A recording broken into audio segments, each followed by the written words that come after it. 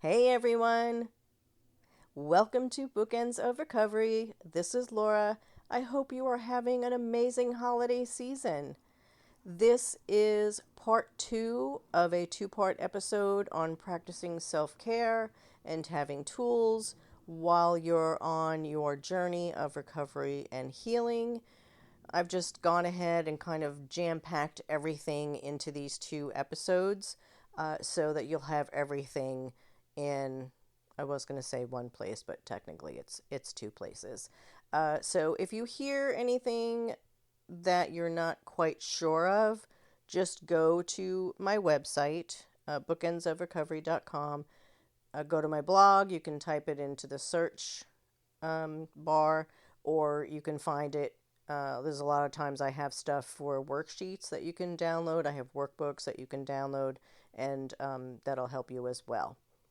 So I may sound. I had to have dental surgery, so you may hear me. And my jaw is still swollen, so I apologize about that.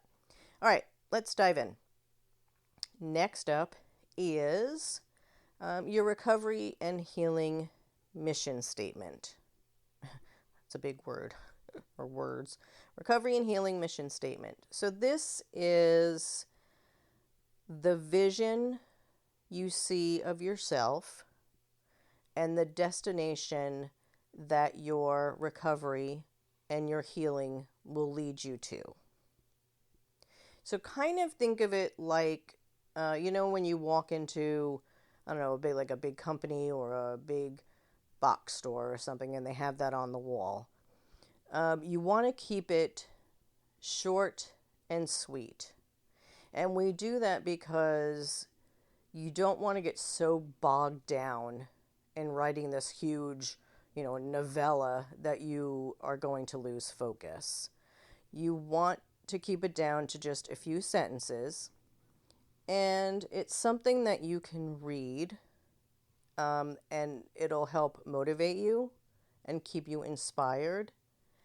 And it's even something that you can incorporate to, or you can add to your daily routine. Remember, we talked about in the last episode about having a routine. So you can do this either in the mornings or in the evenings, and it'll remind you of why you're making this positive change in your life.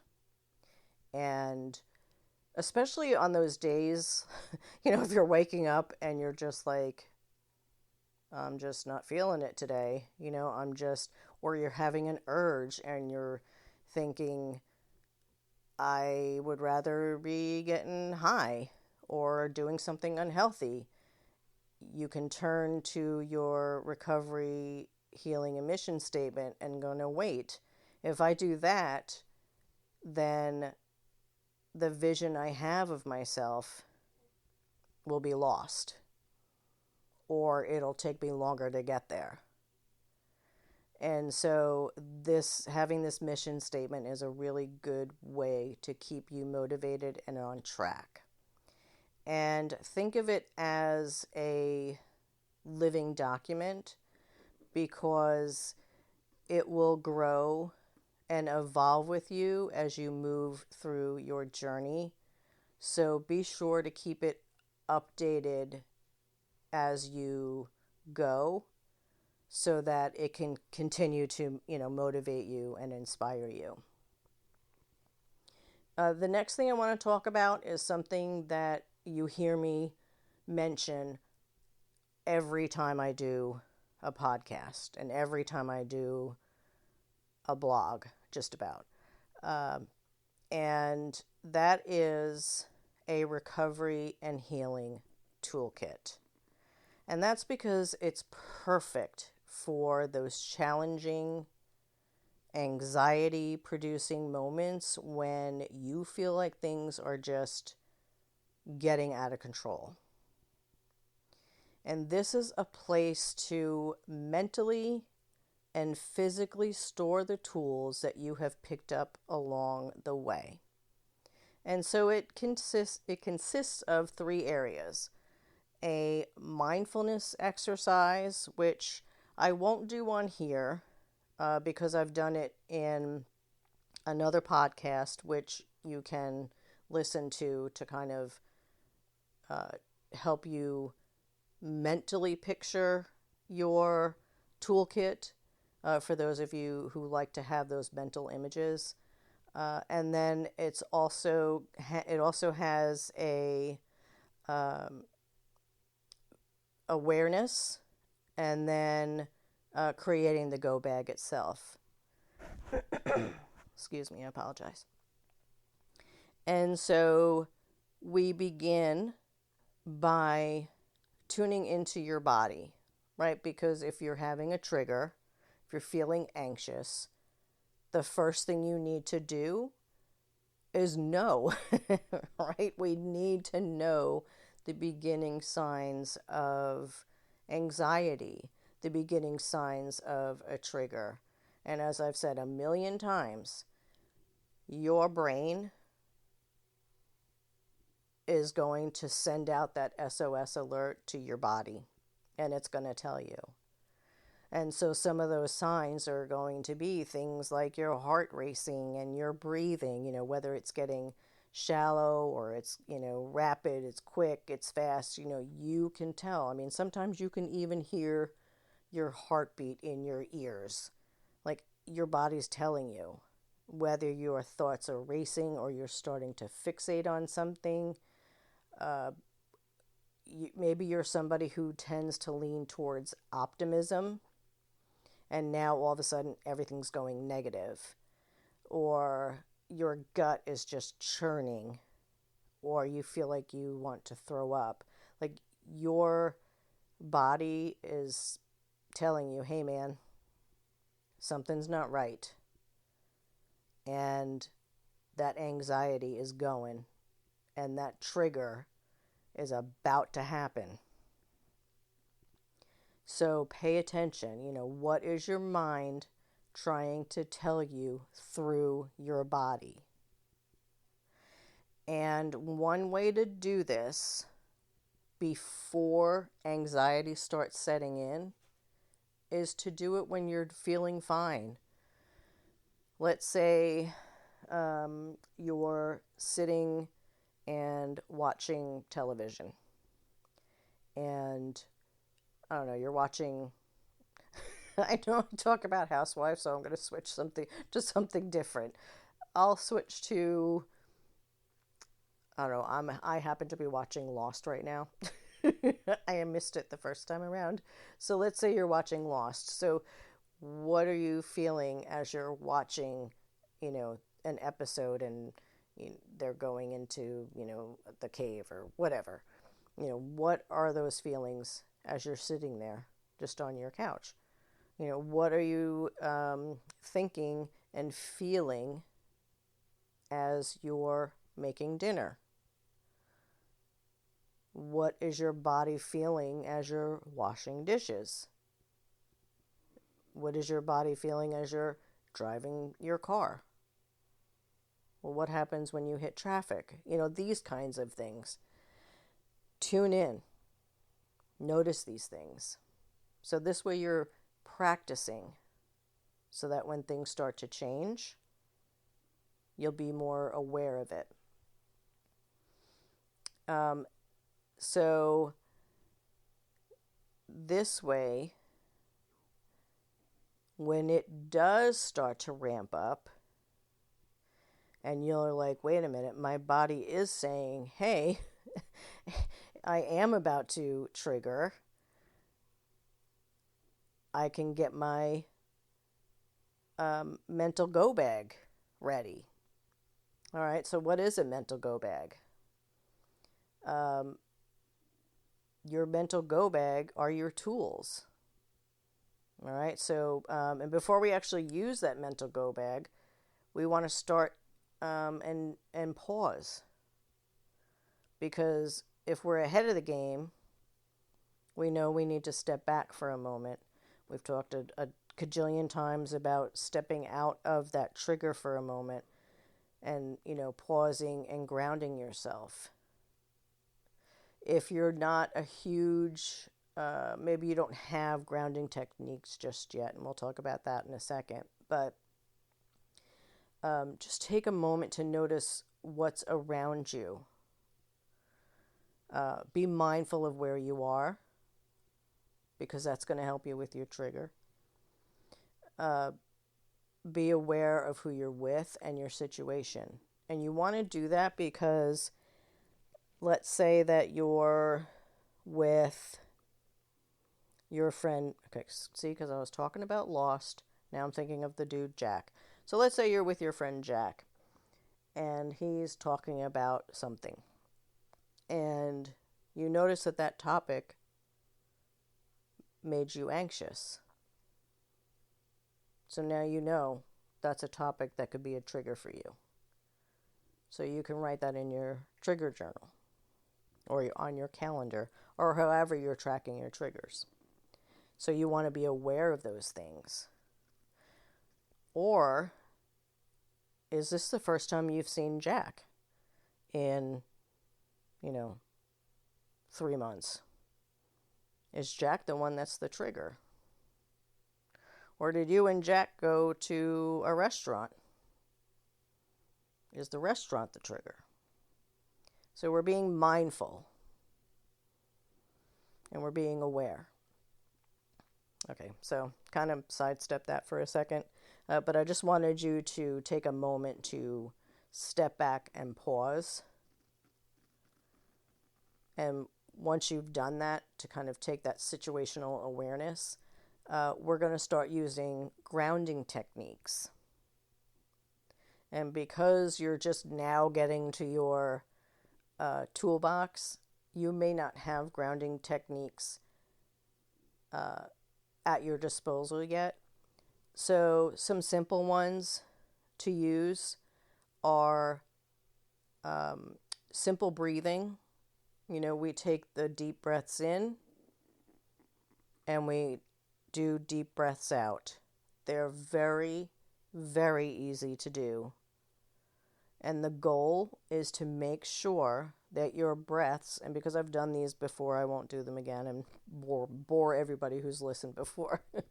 But when you do these deep breaths, you want to make sure that they're going, I call them belly breaths, but you want to make sure they're going down to your diaphragm and not just into your chest. And we do that because when they're just going into your chest, those aren't actually benefiting you the way that belly breaths are. You want to and exhale. If possible, exhale through your mouth. But if you can't, that's fine. But you really, and do that a few times. Breathing works. And I know that because I laughed it off until I actually tried it. If breathing is not enough, and do slow, deep breaths. We don't want to hyperventilate. Don't want you to hyperventilate. Do slow, deep breaths. You can try something like guided imagery, which, again, we'll go over quick. Just start easy first. We want you to start from the top of your head and go down to your toes and just tense and relax each muscle group as you're going down. And the guided imagery part is you can think of a favorite place. I love the water, so I tend to think of the beach or a nearby lake. But you can also do a favorite memory. I just did this when I was at the dentist the other day. In fact, I let my family member know I was thinking of my grandchild because we went to go visit, and it was just a great memory. And so while I was at the dentist, I was doing that. And so it just helps you focus on that while you're kind of letting the trigger pass. Because the idea is while we're grounding ourselves, right, we're trying to get ourselves into the present, we're also using just distraction techniques. uh, if that's not your jam, which I know it's not everybody's, you can do simple things like counting. Until you can get uh, mindful techniques that work for you, do simple things. You know, counting, ABCs, these are just, bam, bam, bam, things that will bring you to the present and stop you from going into that downward spiral. If mindfulness isn't enough to get you into the present, um, and before I move on, and I'll talk about uh, grounding techniques again, but there is one of my favorites. It's called the 5-4-3-2-1. Make sure you look that up in case I forget to mention it in a second. But if mindfulness isn't working, you're going to utilize your physical go bag. And this is your recovery and healing go bag is just that. Think of this as your emergency response kit for when your body sends out that SOS. One of the best ways to set this bag up, whether it's a beach bag or a backpack or a tote bag, whatever, however you want, and it doesn't have to be extravagant. It can be small, it can be big.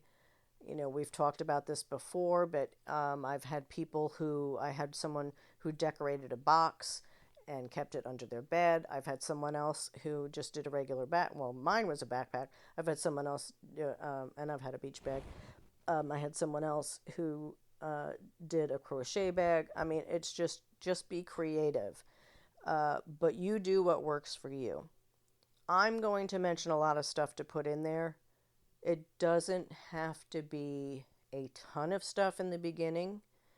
These are all things that you can get from around your house or at the dollar store, which I guess isn't a dollar anymore. But the idea is you're going to put things in it, and ideally, you want things that engage your senses. When you're feeling anxious, you can reach inside, grab something, use it, and then you'll feel a bit better. We're bringing you back into the present, right? We're grounding you. If you're still feeling triggered or anxious, you'll reach in again and use something else until you're in a calmer state. Some of the people that I've worked with in the past have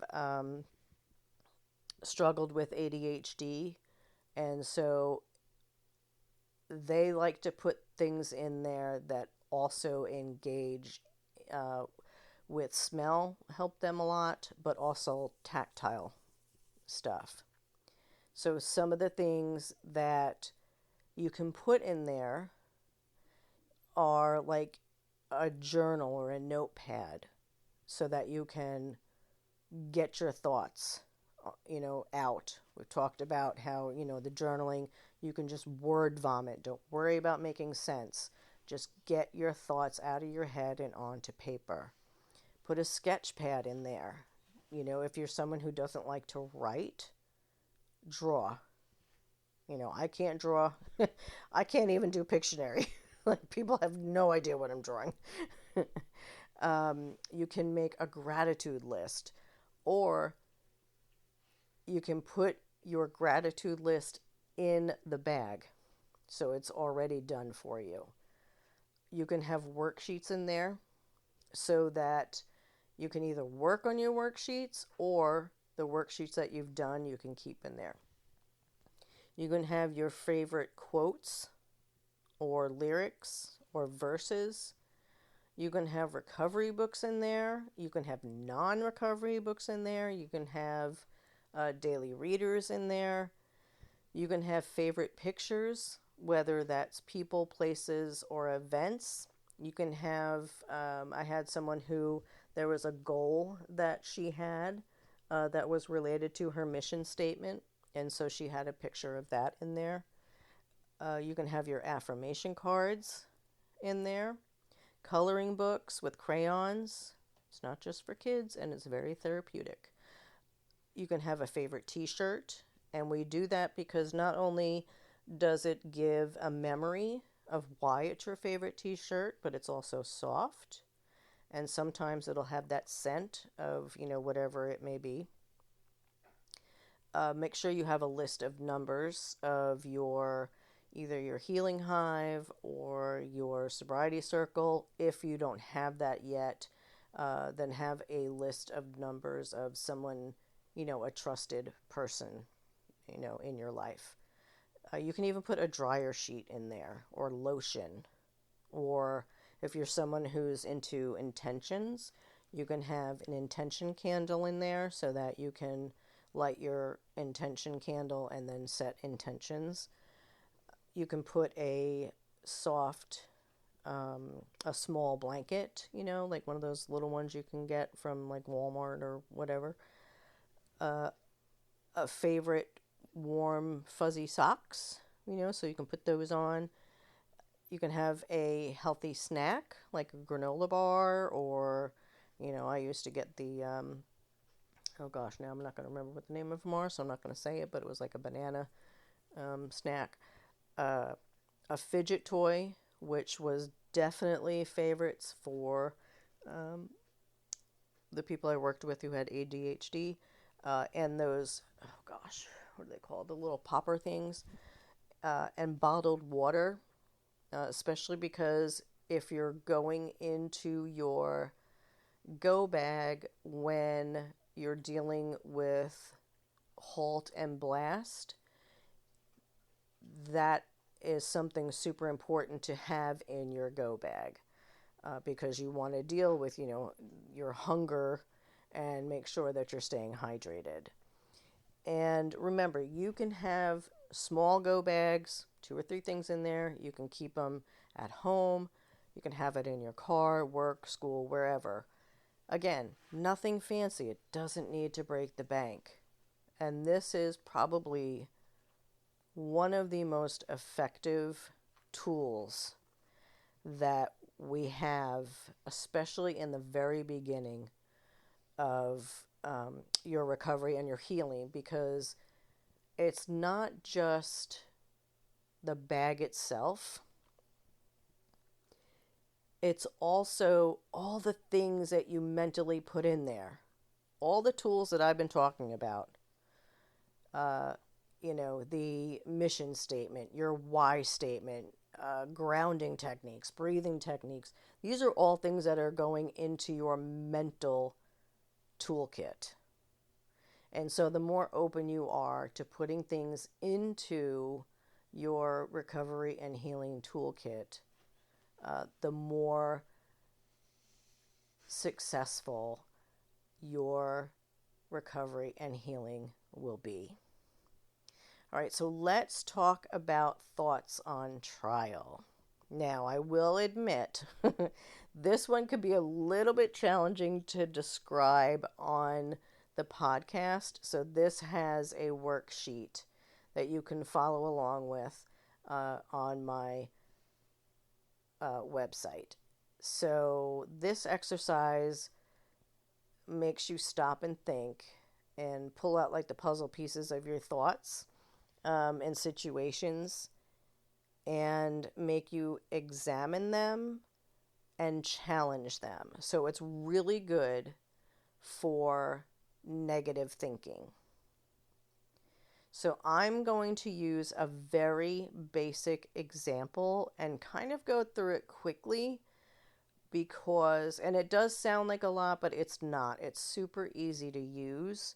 It's just the way to describe it that sounds like a lot. It's just, for me at least, I'm someone who likes to see things. I know there are a lot of people who like to hear things, so maybe it's not as challenging as I think it is. Maybe it's just because I'm a visual person, not an audio person. So, but like I said, the worksheet's on my website, and so If you're an audio person, maybe this won't be as bad as I think. So anyway, I want you to put on your thinking caps and understand that when you're doing this, it may feel a bit uncomfortable, but sometimes when we're going through healing and through recovery, we have to understand that we have to sit in that uncomfortableness in order to get through to the other side. So it's going to be okay because the goal is to move toward the positive. I know I talk about my migraines a lot, but that's just because it's such an easy example. And so I'll be talking about that. So bear with me. So first, we'll think about what happened leading up to either the situation or the thought. So we'll take the example of me feeling judged at work because of my migraines. I actually had an event where I found out that people were placing bets on me this is a long time ago, of whether or not I was going to show up to work because of my migraines. Okay. And it was really hurt my feelings. Okay, so think about what happened leading up to the situation or that thought. Next, ask yourself, was there an emotional trigger? Was there a physical trigger? What were your thoughts about the people who were there or people who were missing? What were your thoughts about the place? What were your thoughts about the thing, so adapt it to whatever the situation may be.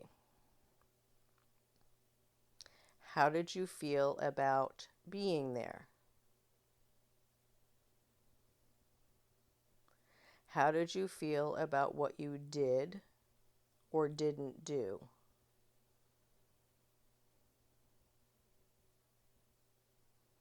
And so the idea on this is you're kind of evaluating the situation or the thought as it's entering your brain, or as it entered your brain.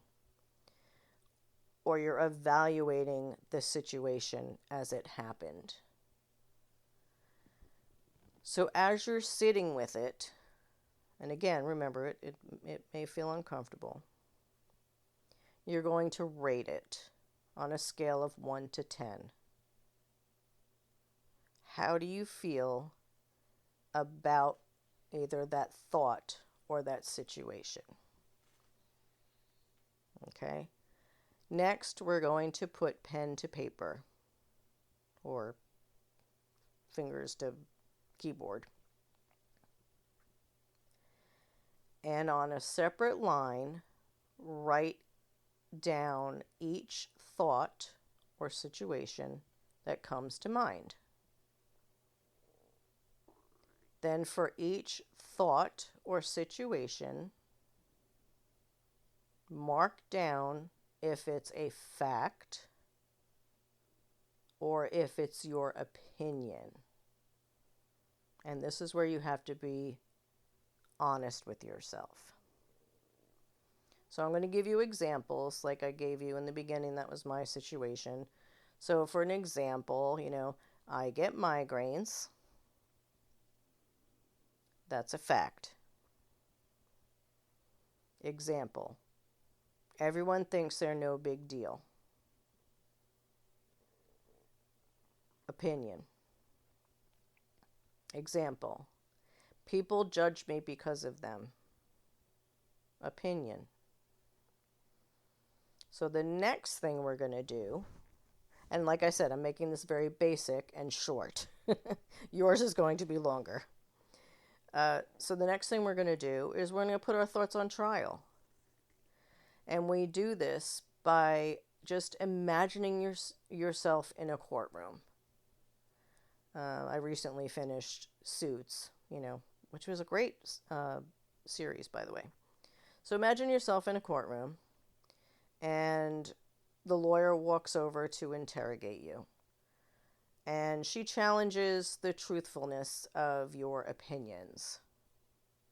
So now, for each opinion, you're going to do the following. And for brevity, believe it or not, I'm trying to make this short. For brevity, I only did one example. You're going to do all of your examples.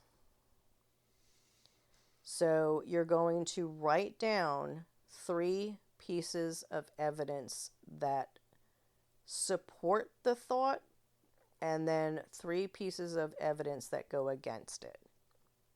So for mine, I did that support. So for example, everyone thinks they're no big deal. The things that support it, they'll tell me, to take Advil, to change my diet, and etc. in commercials. And then write down 3 pieces of evidence that go against it. My family and friends get it. President Bush wrote a letter of support. And my employer and most of my coworkers understand. So once you've done that with each one of your pieces of, each one of your opinions, then you'll review everything that you wrote. So after looking at what you've written for each of your opinions, honestly evaluate it and think about how you feel now on a scale of 1 to 10. And then think, did you learn anything about either the situation or your emotions? Did you learn anything about yourself? Were your thoughts based on beliefs instead of facts? And if so, where did those beliefs come from? Is this something that you'd like to work on in the future? I think it's a really cool exercise. I've used it, and it's something that eventually you won't actually have to write it all down. You'll be able to kind of just do it in your head and realize, okay, this was me getting inside my brain and just not, it's the ants, they march, and automatic negative thoughts, they kind of just march through my brain and take over. Okay, so up next is me time. It's this is something I neglected. I was all about, I was a people pleaser for sure. And I'm not saying, now you need to be this selfish person where you don't think about anybody else. But I am saying that we need to learn how to carve out time. I really love saying, 30 minutes, but a lot of people will just do, 20. That's fine. But make sure you're putting yourself at the top of your own list. I just feel like we forget to do that in our busy schedules. And if it means unplugging, do it. Unplug. If it means getting up a bit earlier or, removing yourself from the family for a little bit just to do something of your very own, then do that. Because you're important. And if sometimes we discover new things about ourselves. Maybe you love to crochet, or like me, I found out that I love to write. And writing led to this, like just me randomly running into people on the internet, And so you just never know what you're going to find that brings you joy. So I get it. Our schedules are super busy and hectic and filled with work and kids and home life. But you have got to do something that you love that fills your heart. You can't pour from an empty cup. You have to fill yourself. We joke about this. When I used to do group, we would joke about, acting like a kid. Like I said earlier, getting that coloring book. But we've done it in group and they love it. We would do watercolors. Thank you. But yeah, there was another, in a group that I attended, we even did those big blocks, and we did it to like grab colors and figure out what each color, each emotion meant. But it was just it's a stress reliever. And while I brought that up, that's actually a good technique. I'm getting off track here, but as you're doing your coloring, think about that. So as you're coloring and you're grabbing a crayon, think about what each crayon you identify with. So if red, what emotion is that and why? And it can kind of help you be like, oh, today is a red day. Today is a yellow day. Today is a blue day. And why do you feel that way? Trust me, we loved it and we had so much fun. So let me know if you decide to do this. I'm super curious because we would use like Play-Doh or kinetic sand. So get creative. Yeah, I would love to hear if it works for you and if it's a stress reliever like it was for us. Because yeah, we just loved it. Okay, moving on. Speaking of moving on, we always talk about how important it is to exercise. And if you're someone like me, no, not old. I'm in my 50s. I'm not 110. But for those of us with, limited exercise abilities, you still need to find ways to be active. And, I enjoy walking on my treadmill, but sometimes I just can't.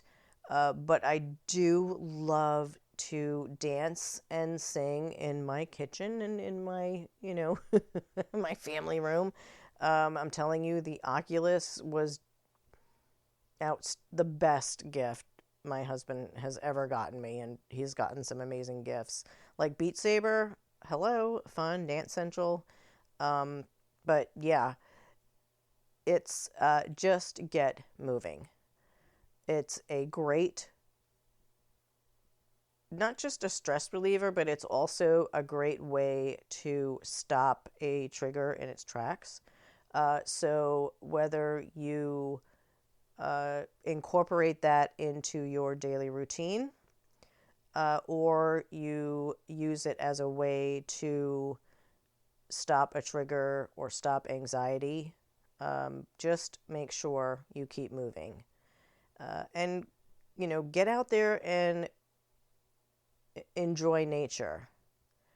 I don't mean you have to start hiking up mountains or, walking trails. If you can, that's, do it. I love to go through the beach and we have like little trails here as well. But I understand everyone can't do that. But if you can, sit in your yard. If you have a backyard or a balcony, get in the sun. Go park somewhere and just enjoy what's around you. Like, Okay, I would say look up at the sky right now, but the drones are everywhere, so everyone's obsessing about that right now.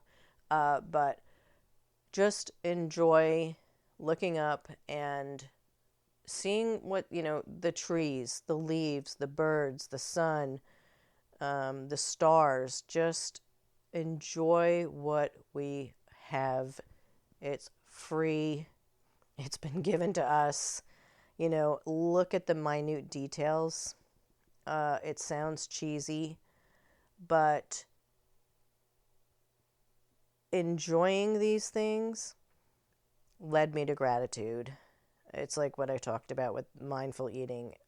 It just noticing these things, it makes you realize like what we're surrounded with. And it's also kind of what got me into like my plants. I'm looking around my room right now and I'm just like, because where I do my writing and stuff, and I've surrounded it with like green plants because it lifts your spirits and you're just like amazed. Like my Monstera, it has holes in the leaves. Like, how cool is that, right? Like, I would never have thought when I was active in my addiction, I'd be amazed by a plant with holes in its leaves. Like, I'd be like, who gives a shit? Give me a line. But now I'm like, wow, look at the colors in this leaf.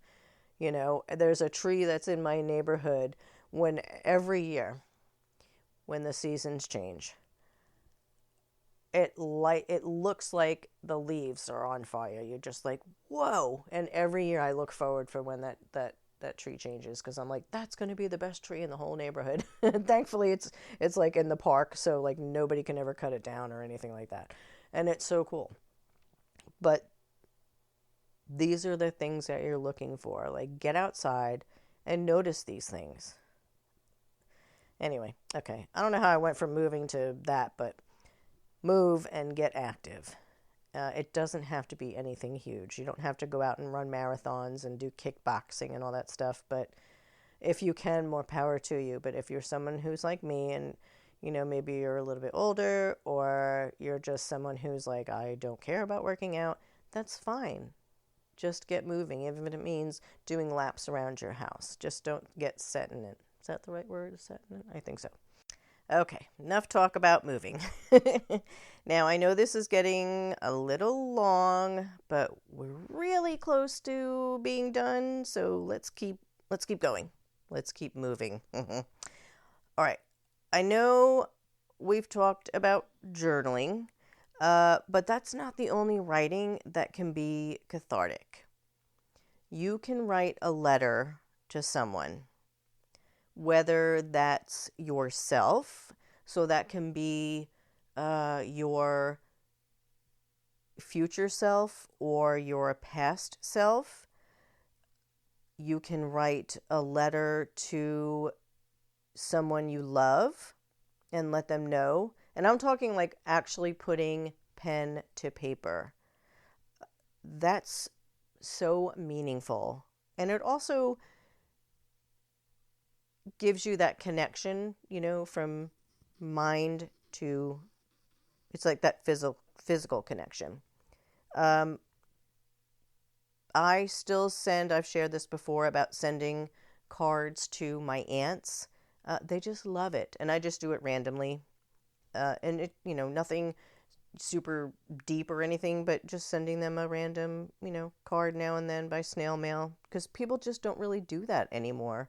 I don't even know of many people that send holiday cards. What is this today? As I'm recording this, it's the 18th, and I think I've gotten 2, which is so unusual. And I sent all mine out.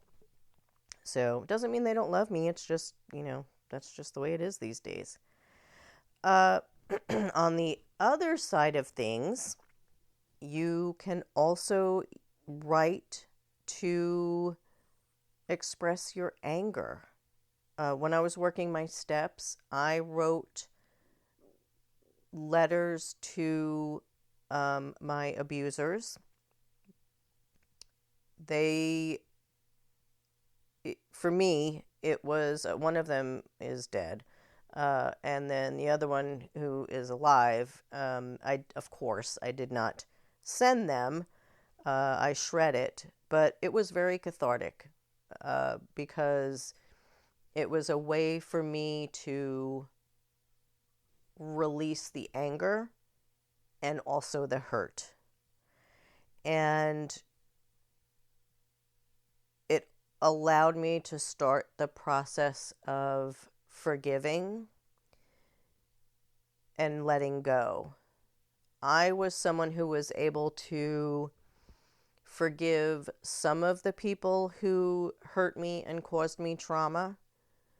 Like in the case of my mom, I just kind of looked at it like she did the best she could with the tools that she had. In the case of one of my abusers, I was not able to forgive him, and so instead I just kind of accepted what happened and then let it go. Because hanging on to that is just going to fester and cause me more pain. And so, but that for me was cathartic, just writing that letter. And then, of course, if you decide to do that, just make sure you shred it, because you don't want it to be found accidentally by people you don't want to find it. And this is an exercise for you. It's not a way to cause issues, for, within your home or anywhere else. And it's just, like I said, it's very cathartic to put pen to paper. And it can help you move through your emotions. If you are dealing with trauma, I highly recommend working with a therapist. I don't think this is something that you should do alone. At the time, I was actually seeing my counselor. And so I would not have done that otherwise.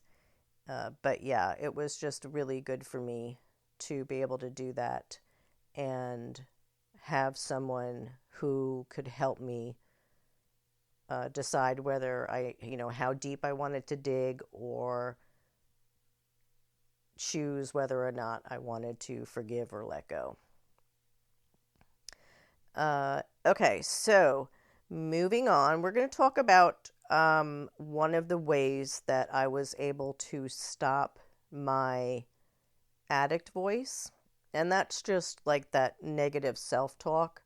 That was part of one of the facets of, the negative voices that I would hear. Because that addict voice really loved to chime in.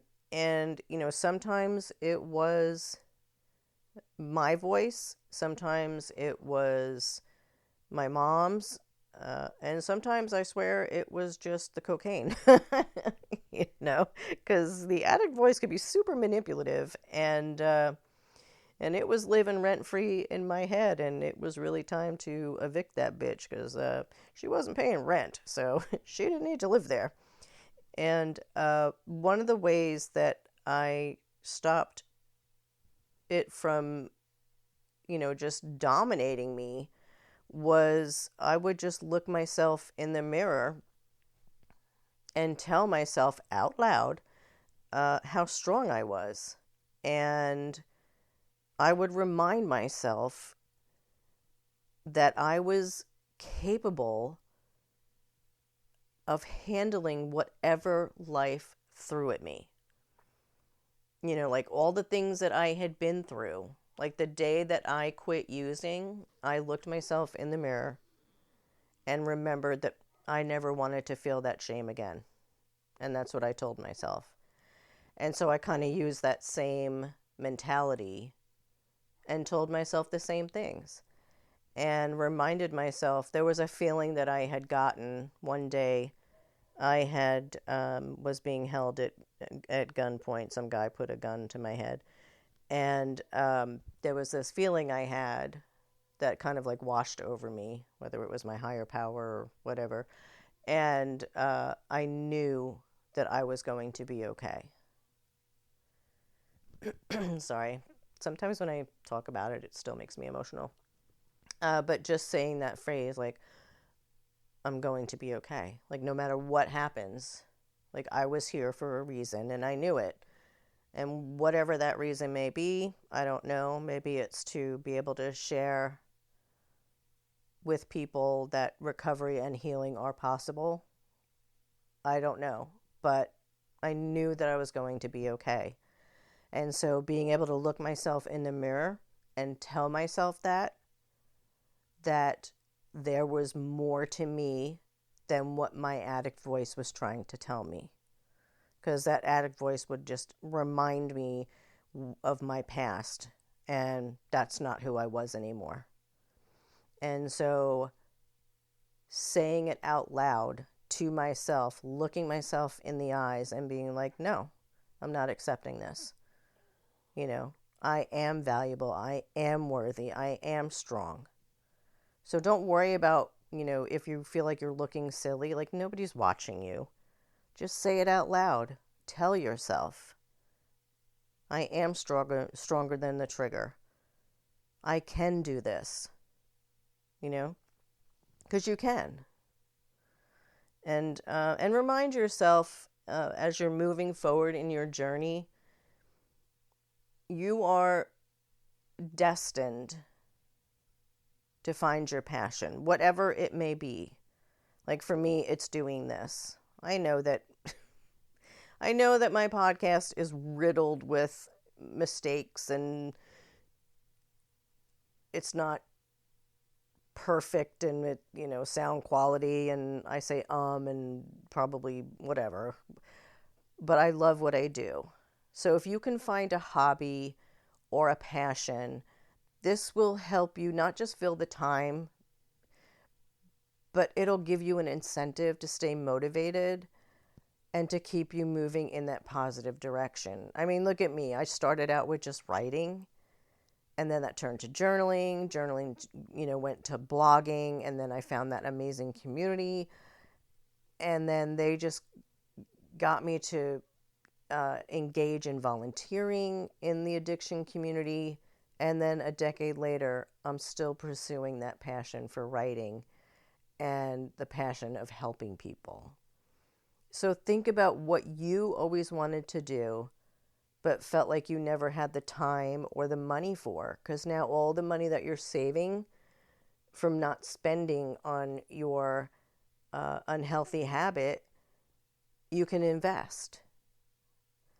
So pour that back into you, into your healthiness. Like here's some just ideas. Like you can go into cooking or crafting, writing, gardening, do like me, blogging, podcasting. We just talked about exercising, yoga, Zumba. I don't know, is Zumba still a thing? I have no idea. Painting, ceramics, coin collection. Like go onto Reddit and type in hobbies, and they like have a million things. Like there's a paddleball court in my park up here. Tennis, music, coloring. We just talked about coloring. Doodling. People write code. Like you can audit a class, a college class. There's just so much stuff. I have someone I work with. She does diamond painting. You can make jewelry. I have a family member who does that. Volunteer. Like those acts of service, they don't just help you, but they help others. And then that can help you take the focus off of you and put that onto someone in need. So think of how you can make a difference in someone else's life. Where can you volunteer? It doesn't even have to be huge. Like maybe there's a neighbor that you can help. Maybe they need it's winter now, but like fall cleanup or debris or whatever it may be. Litter on the side of the highway. We have people where I live that just do it just because, they see it and they just pick it up. Every weekend they just gather and they go. Maybe there's an animal shelter, a homeless shelter, a women's abuse shelter. There are people out there who need your help and they appreciate it. If you're in a support group or AA, they need people to be their trusted servants and group leaders. It's just a really great way to get outside yourself and help others who need more than you. And it just does wonders for your healing and recovery. Something else you may not be thinking about is making a doctor's appointment. So I am a shining example of this. I may be clean for over 30 years. However, my health is, I get migraines all the time, right? But I was really bad about taking care of my teeth when I was in addiction. And as you know, I just told you at the top of the podcast, my teeth are not great. So yeah, make sure that you are taking care of yourself. So if you need a physical or a dental exam, now is the perfect time. Please take care of yourself. Make sure you're taking that time to just zone out. I'm getting ready to watch some Housewives when I'm done here, but take your time to do whatever it is to zone out. Not everyone's into reality TV. I get it, that's fine, but take that mental break. Just make sure you're not doom scrolling or, I was talking about the drones. I get it. It's a thing right now. I get it. And I understand it, but make sure you're not doing that obsessive doom scrolling, but you deserve a mental break. Watch something funny to help reset your mood. There's nothing like a great comedy to take your mind off of the heavy things going on around you.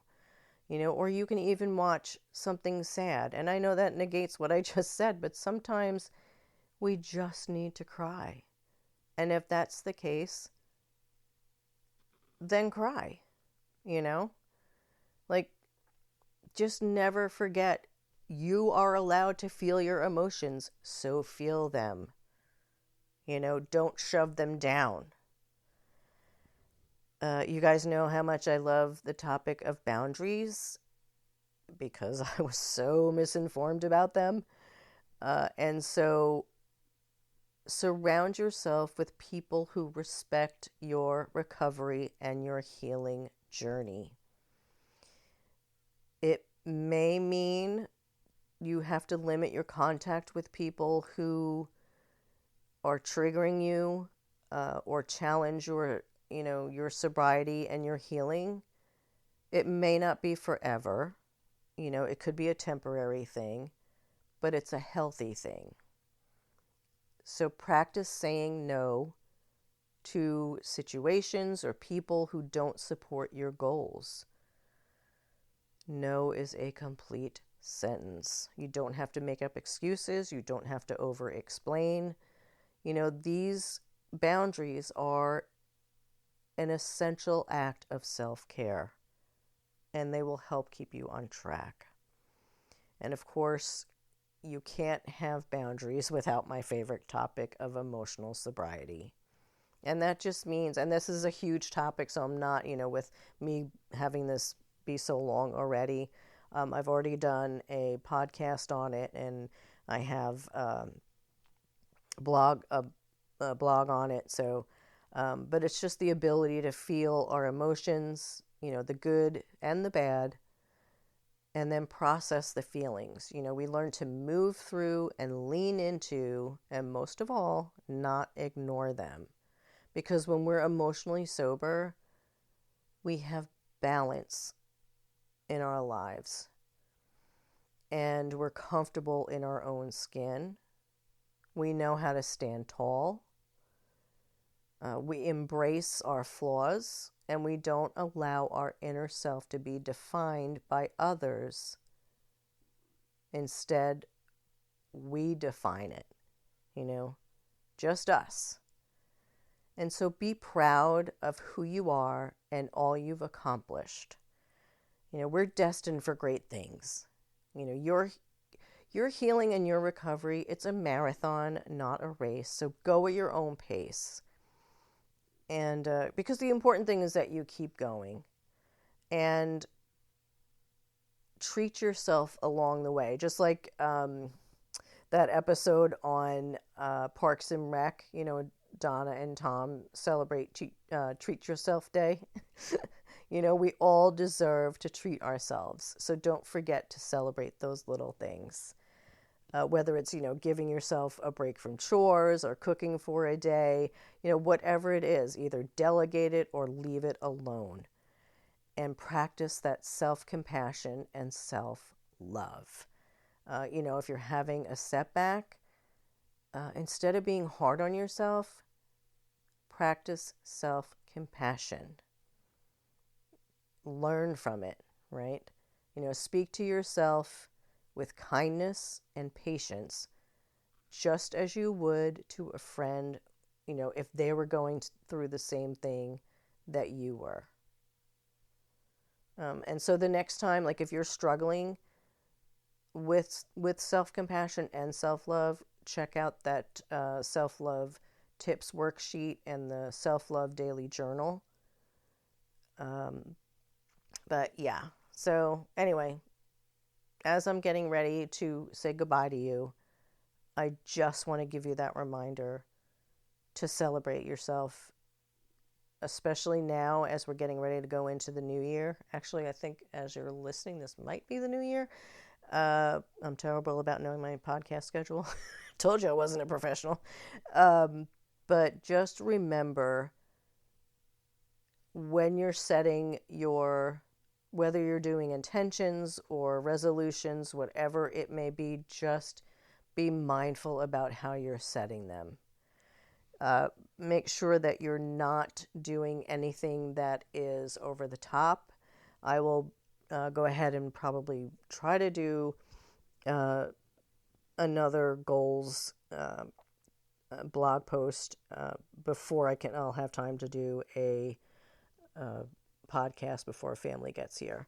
But, just remember, celebrate yourself. If you have any questions, if you want some, those downloadable worksheets or to read those blog posts, just visit me at bookendsofrecovery.com. You can also find resources there.